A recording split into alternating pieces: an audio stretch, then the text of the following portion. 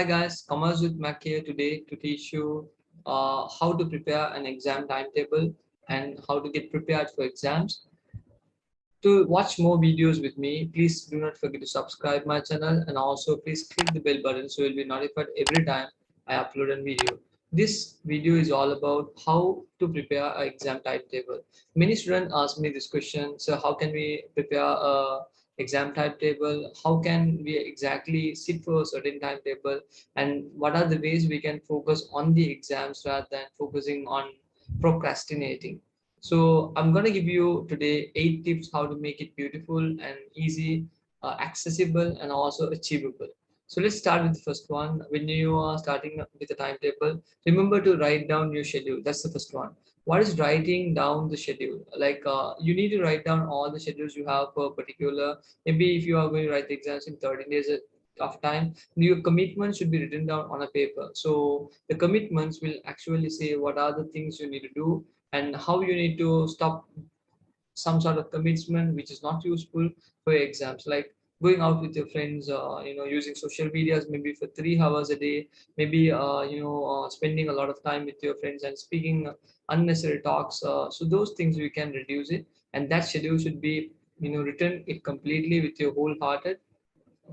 Then of course it will be completely giving you an idea about how you are managing on time. Time is all yours, so you should be able to manage your time in a way where you can set your timetable in a ethical and also an achievable manner.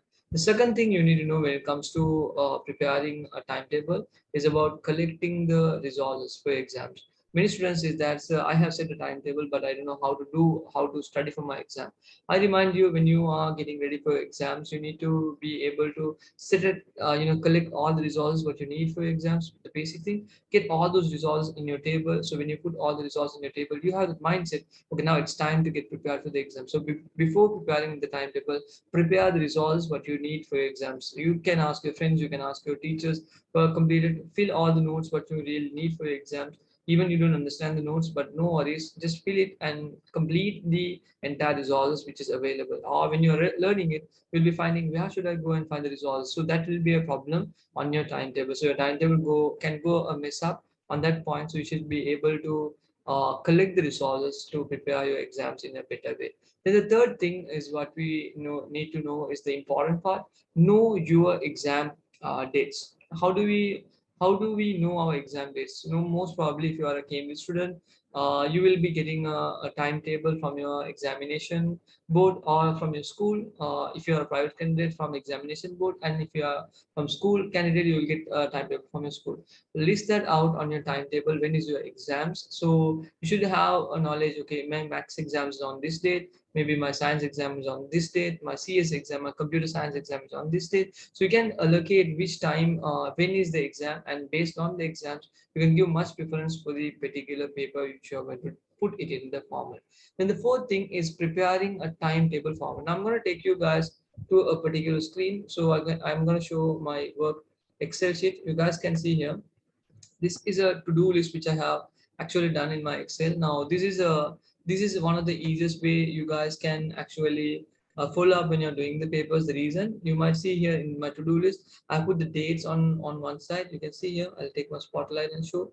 You'll have a good view on what I'm speaking about. So I have my to-do list and I have written here the reason, getting ready for exams, and I have my timetable. My days are written here, and I set 6 to 8 a.m. the days, the time period which I'm going to study. I've written it down completely in a proper manner, and then 9 to 12, then 3 to 6, everything is completely written in a proper manner where it is convenient for me to sit and study. So this timetable gives me an idea of how to prepare a format for my paper. Now this is an actual format, and when I'm doing this format, what I did was I colored certain areas. Like you might see in accounting, I colored in yellow color, economics in a green color manner, business in a light blue, and max dark blue, English maybe a light orange or some color which you prefer the most. So coloring is also keeping your timetable in a neat way.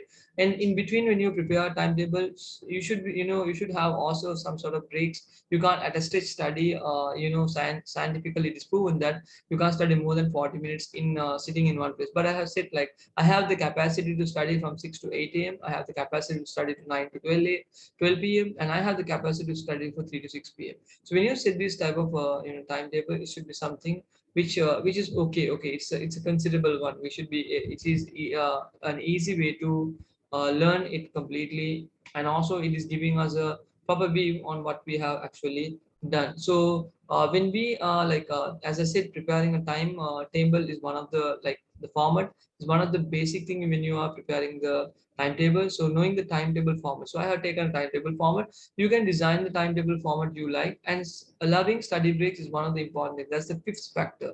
So as I have, you can see this diagram, I have allowed certain study time period, because time period is always important. You need to have a break every time when you study, and whenever you are having a break, trust me, you will always do it in a much better manner. And the next thing what I want to speak is the sixth one, setting achievable or realistic target. Why is setting achievable or realistic target? Like, for example, I can study business studies for 3 hours, I can study for English for 3 hours, I can study for maths for 3 hours. So when I set the timings, I should be able to set it in a way which I can sit and study. And if that like some students, what they do is they used to put 6 to 12 p.m. They want to study everything in a one particular day. That doesn't happen in one overnight. You need to remember one thing: if you really want to score better on your exams, you should be able to set realistic target, like you can achieve. But like, okay, I sat for 2 hours. After sitting for 2 hours, I can take a break and come back again to my seat and start studying it. But then if you sit, like, for example, 6 a.m. to 6 p.m., it's not practical. So you can't do it in one day. So I study normally for you can see here 2 4 7 hours a day. That's the maximum capacity I have. So you might know your capacity. Allocating the timing as per your capacity is one of the important thing you need to do before your exams, as a part of the to-do list. And it's a realistic setting target. If you're setting a target which is not realistic, then you will get stuck on as per your timetable. And the seventh reason which I'm going to speak today with you is learn what you don't know. So when you write on your table, if you're weak on certain areas, you must see. Maybe if I'm weak on business studies, I have tagged in, like, on the first day I'm studying business study, on the second day I'm studying business study, because I do not know business studies. So you need to know the contents. Now this is one to-do list. On my next video or upcoming videos, I will teach you how to do a to-do list in Excel. That will help you a lot. So for that, you need to subscribe so you can always get an update on all the videos which I'm going to upload in future. So you need to understand one particular thing. When you prepare a to-do list, you should be able to understand, like, what exam is very hard for me. That particular subject I should be able to focus as much as possible. So my timetable should show the correct way of identification of the examination papers which is very hard for me. So working on the papers which you do not know, and working on the contents which you do not know, will always take you towards the point which you need to really achieve the target. So that's one of the important thing when you are setting a timetable. Put the subjects which you do not know much as possible. So then of course you can practice and revise as much as past papers. That will actually take you a score better on exams. Then moving on to the next part of the last thing which I wanted to say you, when it comes to preparing a format or preparing a timetable format for exams, make it very beautiful and nicer. Like, it's something acceptable by you. Now this is nice for me. So you might have your own way. Some people write in a paper. For me, I do it in Excel sheet, and I keep it and I store it. I take a printout and I paste it in my wall. So that is giving me some sort of an idea. Whenever I wake up, I have a cup of coffee and I just see the timetable, and I have, well, today I have this much of to-do list to do in my exams to get prepared for my exam. So set realistic target. As I said, we spoke about, like, 8 points from writing down your basic plans. Like, then I spoke about collecting the resources, then knowing the exam dates, preparing a timetable format, allowing study breaks, setting realistic target, learning what you do not know, and making your timetable nice is one of the important things you need to follow when you're preparing the timetable.